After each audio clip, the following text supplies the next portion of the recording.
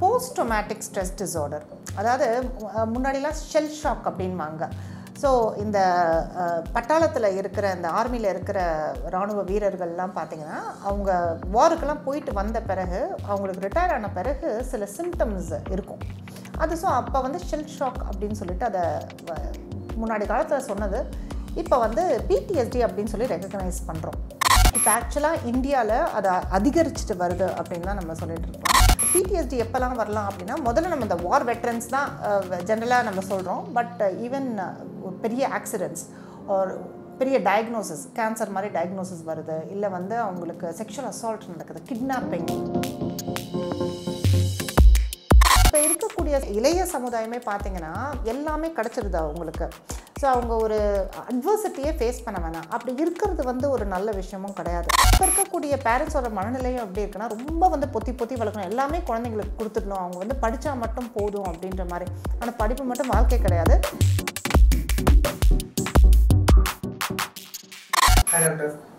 இப்போது என்ன topic doctor பார்க்கணும் இன்னைக்கு?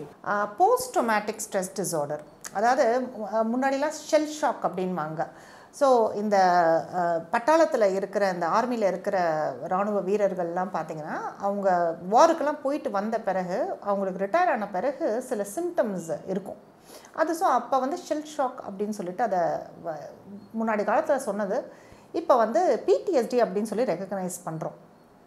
இப்போ ஆக்சுவலாக இந்தியாவில் அதை அதிகரிச்சுட்டு வருது அப்படின்னு தான் நம்ம சொல்லிட்டு இருக்கலாம். ஸோ இப்போ பிடிஎஸ்டி எப்போல்லாம் வரலாம் அப்படின்னா, முதல்ல நம்ம இந்த வார் வெட்ரன்ஸ் தான் ஜென்ரலாக நம்ம சொல்கிறோம். பட் ஈவன் ஒரு பெரிய ஆக்சிடென்ட்ஸ் ஒரு பெரிய டயக்னோசிஸ், கேன்சர் மாதிரி டயக்னோசிஸ் வருது, இல்லை வந்து அவங்களுக்கு செக்ஷுவல் அசால்ட் நடக்குது, கிட்னாப்பிங், இல்லை ஜீனோசைடு, இந்த மாதிரியான பெரிய ஒரு ஈவெண்ட்ஸ்க்கு அப்புறம் வரக்கூடியது வந்து பிடிஎஸ்டி அப்படின்னு. அது எல்லாருக்கும்லாம் வராது. அது சில ஆளுமைகள், சில வல்னரபிலிட்டிஸ் இருந்தால் அது டெவலப் ஆகிறதுக்கு வாய்ப்பு இருக்குது.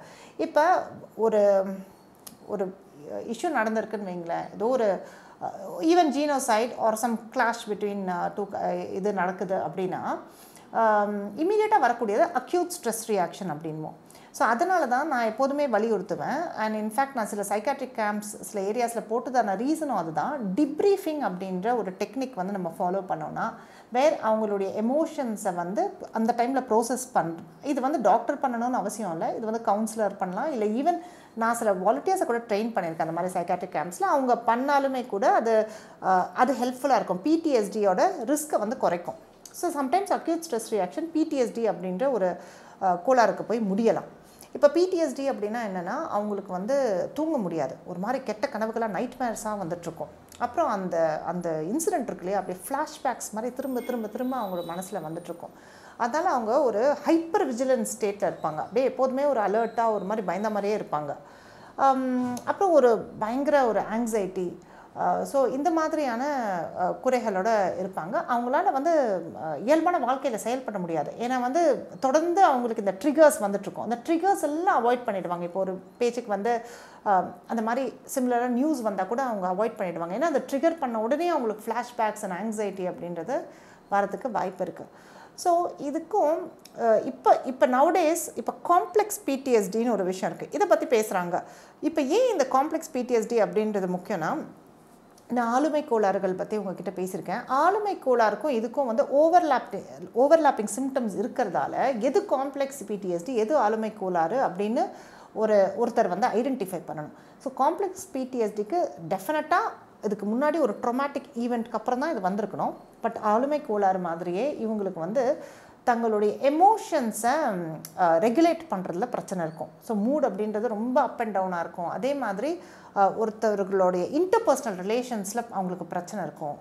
தாங்க உள்ளுக்குள்ளே ஏதோ ஒரு வெறுமையை அவங்க பார்ப்பாங்க, தன்னுடைய செல்ஃபத் ரொம்ப கம்மியாக இருக்கும். இது எல்லாமே ஆளுமை கோளாறுலேயும் இருக்கும். பட் ரெண்டுக்கும் அந்த வித்தியாசம் கண்டுபிடிக்கிறது தான் ஒரு சைக்காட்ரிஸ்டோட ஒரு சேலஞ்சு. பட் இது வந்து ஒரு நியூ கைண்ட்ஸ் ஆஃப் காம்ப்ளெக்ஸ் பிடிஎஸ்டி அப்படின்றது இப்போ தான் நம்ம பேசிட்டு வரோம். இதுவும் வந்துட்டு இப்போ வந்து ரெகக்னைஸ் பண்ணப்பட்ட ஒரு டிஸார்டர். இப்போ நம்ம பிடிஎஸ்டியில் வந்துட்டு பார்க்குறோம் போஸ்ட் ட்ராமாட்டிக் இதுன்னு. மோஸ்ட்லி நான் நிறைய ஹாலிவுட் ஃபிலிம்ஸில் பார்த்துருக்கேன். இந்த வார் முடிஞ்சதுக்கு அப்புறமா அந்த வாரில் இருந்த சோல்ஜர்ஸ் வந்து ரொம்ப அப்படியே ஏதோ படுப்பாங்க, திடீர்னு எந்திரிப்பாங்க, இதாக இருக்கும். இல்லைன்னா அந்த ரிவெஞ்ச் எடுக்கிற படத்துல வந்து ஏதோ ரொம்ப மோசமான ஒரு சம்பவம் நடந்திருக்கும், இல்லை இது மட்டும்தானா இல்லை இதை விட கம்மியான விஷயங்களும் அவங்களுக்கு ட்ராமாட்டிக்காக இருக்குமா? இல்லை, பெரும்பாலும் பிடிஎஸ்டி அப்படின்றதுக்கு ஒரு பிக் ட்ராமா இருக்கணும். பட் உண்மையை சொல்லணும்னா, இப்போ வந்து நான் யூகே மாதிரியான மேலை நாடுகளில் வேலை பண்ணும்போது முதல்ல நமக்கு ஒரு கல்ச்சுரல் ஷாக் இருக்கும் கம்மிங் ஃப்ரம் இந்தியா. ஏன்னா இந்தியாவில் இருக்கக்கூடிய அந்த சமூக சூழல் பார்த்து வளர்ந்துட்டு அங்கே போகும்போது அங்கே அதாவது கஷ்டமே பார்க்காத ஒரு ஜென்ரேஷன். அவங்களுக்கு அரசியல் புரிதலும் இருக்காது, சமூக புரிதலும் இருக்காது. இன்ஃபேக்ட் அங்கே இருக்கவங்களே அவங்கள ஓல்டர் ஜென்ரேஷனே விமர்சனம் பண்ணுவாங்க, அவங்கள ஸ்னோஃப்ளேக் ஜென்ரேஷன் அப்படின்னு, அப்படியே பனித்துளி மாதிரி அப்படியே உருகிற ஜென்ரேஷன். அப்போ அந்த மாதிரி ஏரியாஸில் வேலை செஞ்சுட்டு இருக்கும் போது எங்கள் கூட ஒரு ஆப்கானிஸ்தான் டாக்டர் வேலை செஞ்சுட்டு இருந்தார். அவர் கொஞ்சம் ஓல்டு டாக்டர். அவர் ரொம்ப ஒரு நாள் வந்து ஷாக்டாக பேசினார். என்ன அப்படின்னா, அவங்கெல்லாம் அவங்களுடைய ஊரில் ரஷ்யன்ஸ் எல்லாம் பாம்பு போடும்போது உள்ளே உட்காந்து சாப்பிட்டுட்டு ஜாலியாக இருந்தோம் நாங்கள். எங்களுக்கு அந்த அளவுக்கு திடம் இருந்தது. ஆனால் ஒரு பெண் வந்து சும்மா நடந்து போயிட்டுருக்க, பின்னாடி யாரோ தட்டினாங்க, அதுலேருந்து வந்து தனக்கு பிடிஎஸ்டி வருது அப்படின்னு சொல்கிறாங்க அப்படின்னு சொல்லிட்டு அவர் ரொம்ப ஒரு ஆச்சரியப்பட்டார். ஸோ உண்மையை சொல்லணும்னா அது கொஞ்சம் ஒரு ஜட்ஜ்மெண்டல் தான் ஆஸ் அ டாக்டர். பட் இது வந்து இதற்கு பின்னாடி இருக்க உண்மையை நம்மளால் மறைக்க முடியாது. இப்போ இருக்கக்கூடிய இளைய சமுதாயமே பார்த்திங்கன்னா எல்லாமே கிடச்சிருது அவங்களுக்கு. ஸோ அவங்க ஒரு அட்வர்சிட்டியே ஃபேஸ் பண்ண வேணாம். அப்படி இருக்கிறது வந்து ஒரு நல்ல விஷயமும் கிடையாது. ஓரளவுக்கு நம்ம ஒரு சிலை அப்படின்னா அது கொஞ்சம் கல்லுக்கும் சிலைக்கும் அதான வித்தியாசம். கொஞ்சம் நம்ம அடி வாங்கியிருக்கு சிலை, அதுதான் வந்து வித்தியாசம். ஸோ அட்வர்சிட்டி ஃபேஸ் பண்ணுறது தவிர இல்லை. ஆனால் இப்போ இருக்கக்கூடிய பேரண்ட்ஸோட மனநிலையும் எப்படி இருக்குன்னா, ரொம்ப வந்து பொத்தி பொத்தி வளர்க்கணும், எல்லாமே குழந்தைங்களுக்கு கொடுத்துடணும், அவங்க வந்து படித்தா மட்டும் போதும் அப்படின்ற மாதிரி. ஆனால் படிப்பு மட்டும் வாழ்க்கை கிடையாது. ஏன்னா எல்லா விதத்துலையும் ஈவன் எமோஷ்னலாகவும் அவங்க ஸ்ட்ராங்காக இருக்கணும்னா கொஞ்சம் அட்வர்சிட்டி ஃபேஸ் பண்ணுறது ஒன்றும் தவறில்லை. ஸோ வேலை நாடுகளில் ஒரு சின்ன சின்ன விஷயங்கள்லாம் கூட பிடிஎஸ்டி அப்படின்னு சொல்லிட்டு முடியுது. உண்மையை சொல்லணும்னா, நான் அன்றைக்கி ஒரு காம்ப்ளெக்ஸ் பிடிஎஸ்டி பார்த்தேன். ஆனால் அவங்க வெளிநாட்டில் தான் இருந்தாங்க. அவங்க ஒய்ஃப் வந்து கூட சண்டை, ஒய்ஃப் ரொம்ப திட்டாங்கன்னு சொல்லிட்டு காம்ப்ளெக்ஸ் பிடிஎஸ்டியோட வந்திருந்தார். ஸோ இது வந்து ஆக்சுவலாக அவருக்கு ஒரு ட்ராமாட்டிக் இன்சிடென்ட் தான். பட் ஏன் நம்ம இந்த மாதிரி ஒரு சின்ன சின்ன ட்ராமாவில் கூட இந்த மாதிரி பிடிஎஸ்டிலாம் பார்க்குறோம்? அப்போனா சமூகம் சில விஷயங்களை நம்ம கற்றுக்கணுன்றது தானே அதனுடைய ஒரு இது. ஓகே, ஒரு சமூகத்தை வச்சு தான் அது அதையும் இடம் போட முடியும். அதாவது என்ன சொல்லணும்னா, இப்போ வந்துட்டு நம்ம மேலை நாடுகள் மாதிரி வளர்ந்துட்டு வரோம். நம்ம கொஞ்சம் வி ஆர் கெட்டிங் மோர். அந்த காலத்தில் பார்த்திங்கன்னா இன்னும் கொஞ்சம் நமக்கு அட்வர்சிட்டி இருக்கும், இன்னும் கொஞ்சம் நிறைய விஷயங்களை வந்து தாங்கிட்டு நிறைய போராட்டம் நடந்தது, நிறைய இந்த விஷயங்களுக்கு நடுவில் வந்து இளைஞர்கள் வாழ்ந்துட்டு இருந்தாங்க. அப்படி இருக்கும்போது இந்த மாதிரி சிம்டம்ஸ்லாம் கம்மியாக தான் இருந்திருக்கு. பிடிஎஸ்டிலாம் இருக்கும், பட் ரொம்ப எக்ஸ்ட்ரீம் ஈவெண்ட்ஸ்க்கு தான் இருக்கும். அப்போ ரொம்ப சின்ன சின்ன ஈவெண்ட்ஸ்க்கே நம்ம ரொம்ப வந்துட்டு வி ஆர் பிகமிங் வல்னரபிள் அப்படின்னா எங்கேயும் நம்மளை வந்து நம்ம திடப்படுத்திக்கணும் இல்லையா? திடப்படுத்திக்கிறதுக்கு இளைய சமுதாயத்தை கொஞ்சம் அட்வர்சிட்டி ஃபேஸ் பண்ண வைக்கிறது தவறு கிடையாது. அதனுடைய வெளிப்பாடு தான் இப்போ இந்த ஸ்கூல்களில் கூட நிறைய வீடியோஸ்லாம் வெளியாச்சுல. டீச்சர்ஸ் வந்து ஏதோ கண்டிச்சிட்டாங்க, போய் முடி வெட்டிட்டு வாடா அப்படின்னா அதுக்கே தாங்கிக்க முடியாமல் அந்த பையன் வந்து தன்னையே வந்து தற்கொலை பண்ணிக்க நினைக்கிறது. சில பசங்க வந்து அதை இன்னும் டிஃபெண்ட் பண்ணுறங்கிற பேரில் வாத்தியாரையே வந்து திட்டுறது, அடிக்க போகிறது, ஒரு மாதிரி இதாக ரகடாக தன்னை ஒரு ஃபீல் பண்ணிக்கிறதுலாம் வந்து. ஆமாம், ஏன்னா டெஃபினட்டாக வந்து இப்போ அந்த குழந்தை தற்கொலை பண்ணிச்சுன்னா அதுக்கு டிப்ரெஷன் இருக்கிறதுக்கு வாய்ப்பு இருக்குது. பட் இப்போ இருக்க இளைய சமுதாயத்தோட ஆட்டிடியூட் எப்படி இருக்குன்னா, யாருமே எதுவுமே கிரிட்டிசைஸ் பண்ணக்கூடாது. இப்போ என்னென்னா, அவங்க ஒர்க் போகும்போது தன்னுடைய பாஸு கொலீக்ஸு இவங்களுக்கெல்லாம் அட்ஜஸ்ட் பண்ணிட்டு வாழ்ந்தாகணும். அதாவது முதல்ல அவங்கக்கிட்ட அடாப்ட் பண்ணணும், அவங்கக்கிட்ட ஒரு சில சோஷியல் ஸ்கில்ஸ் வந்து இது பண்ணணும்.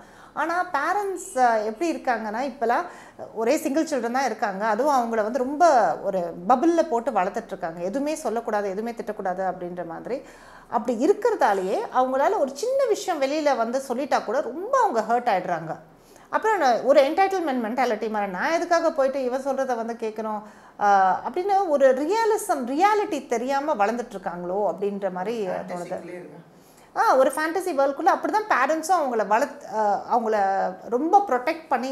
ஸோ கொஞ்சம் அட்வர்சிட்டி ஃபேஸ் பண்ணுறது வந்து நம்ம ரொம்ப we are going towards a lot of political correctness. அது நல்ல விஷயந்தான். பட் ரொம்ப எக்ஸ்ட்ரீம் பொலிட்டிக்கல் கரெக்ட்னஸ் போகும்போது ஒரு ஈவன் சின்ன சின்ன விஷயங்களை கூட எல்லாருமே ஹர்ட் ஆகிற அந்த சூழல் வந்து வரும். அதில் இருக்கக்கூடிய ஒரு கான்ஸாக தான் நான் பார்க்குறேன். இப்போ ஒரு பேச்சுக்கு வந்து வெளிநாட்டில் ஒரு பெரிய ஒரு ரேசிசம் கேஸுன்னு வந்து ஒரு ஜேர்னலிஸ்டே வந்து சாக் பண்ணாங்க. என்னென்னா, அவர் சும்மா ஒரு ஜோக் அடித்தார். பப்பட் அப்படின்றத ஒரு ஏஷியன் ஒரு இதோட சேர்ந்து இந்த யூஸ்வலாக அங்கே யூகேல இருக்க ஜோக் என்னென்னா, இந்த ஏஷியன்ஸ் எப்போதுமே வீட்டில் நல்லா காரசாரமாக சமைக்கிறதால அவங்க எப்போதுமே ஒரு ஸ்மெல் அப்படின்றது ஒரு கறி ஸ்மெல் இருக்கும் அவங்க மேலே.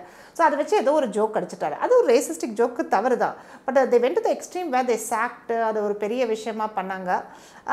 என்னன்னா we are going into too much of political கரெக்ட்னஸா அப்படின்ற மாதிரி கூட சம்டைம்ஸ் தோணும்.